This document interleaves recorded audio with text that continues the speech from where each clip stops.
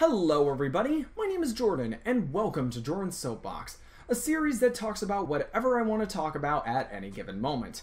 And today I would like to talk about Super Mario 3D All-Stars, and my one big problem with it. Now I know what you're thinking. Jordan, what is your problem with it? This is a really exciting announcement, and I would agree if that problem didn't exist.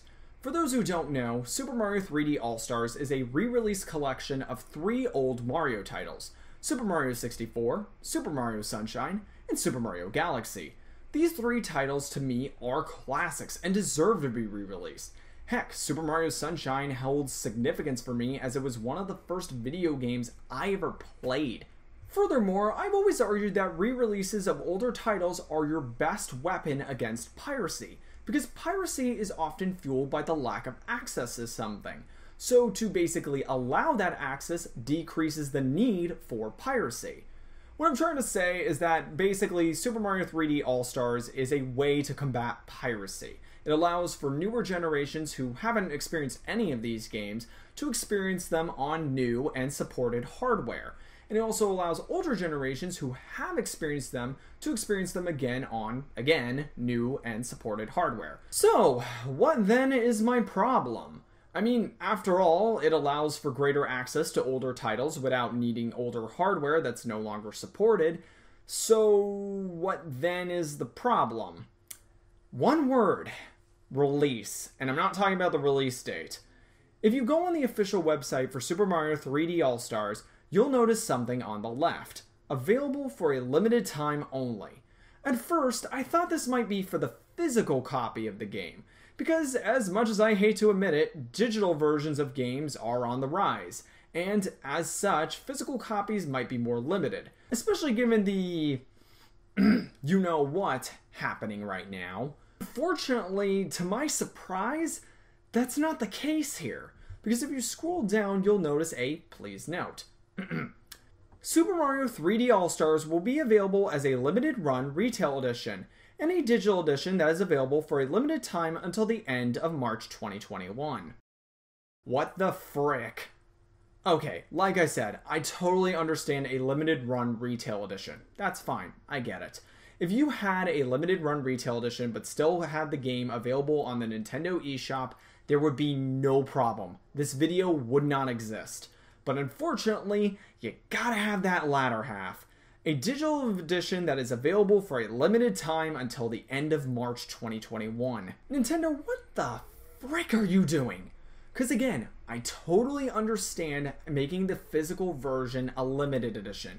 That's fine. Why on earth do you need to delist it on March 2021? Delisting of games on digital storefronts usually happen because of copyright reasons, or because a new version of a game is out, or something like that.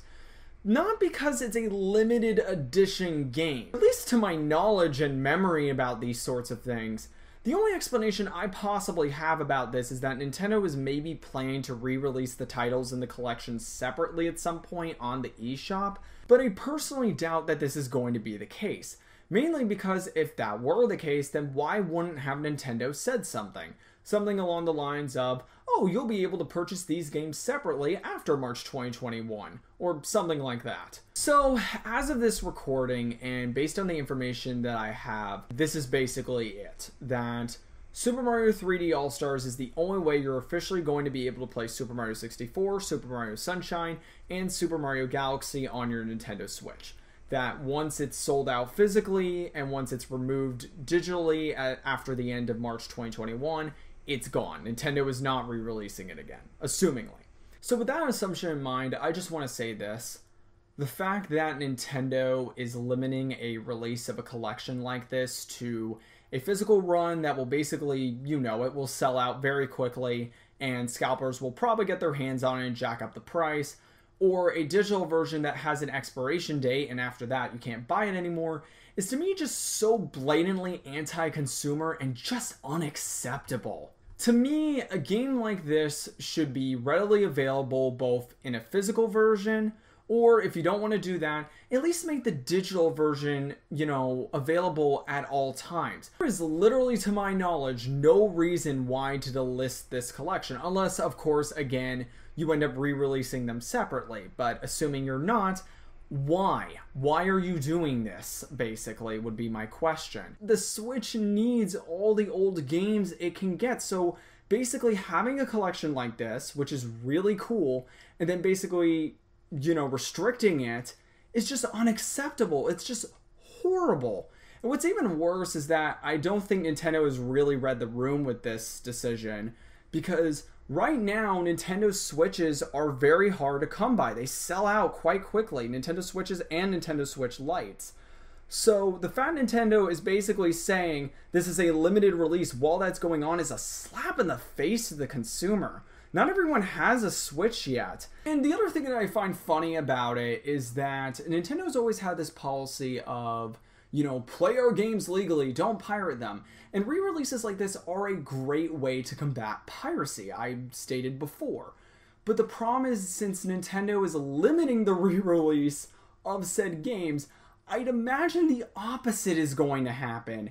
That it's going to spike piracy of either the games, including the collection, or the collection itself. Now, of course, I don't advocate for piracy. Of course I don't. I think it's morally and legally incorrect and wrong. As a sort of conclusion to this, never before have I been so angry and upset about a topic before. Usually I like to keep a cool head and try to find a silver lining out of it, but I can't find a silver lining out of this one. This collection normally would be fantastic. It's a re-release of older titles and allows new and old players to play them again. And that's good not only from a consumer standpoint, but it's good from a preservationist standpoint. But Nintendo limiting not only the physical release, but the digital release is unacceptable. But you know what? Despite the validity of this argument, despite the fact that this is a terrible business decision from a consumer and preservationist standpoint, people are still going to buy this thing. Nintendo's still going to make a lot of money off of it. And people are probably not going to make a ton of fuss about it. Because the truth is, this isn't the first nor the last time Nintendo's going to make a terrible business decision like this, and the consumers are just going to let it pass because it's Nintendo. They own a lot of franchises you like, a lot of games you like, a lot of systems you like, and have a history that is very much fascinating and interesting. But at the same time, none of those things should excuse when Nintendo makes a decision like this that's ultimately bad for everyone. I really do hope I'm wrong about this situation, that either I was misinformed about it, or that there's new information that comes to light that totally changes how the story is interpreted. But since I personally doubt that's going to be a thing, I just really hope Nintendo cleans up their act and becomes a better company. Because Nintendo has characters, franchises, games, consoles, and a rich history that deserves to be celebrated and enjoyed. It just really freaking sucks it has to be like this. Anyway, this has been Jordan from Jordan's Soapbox, signing off for now.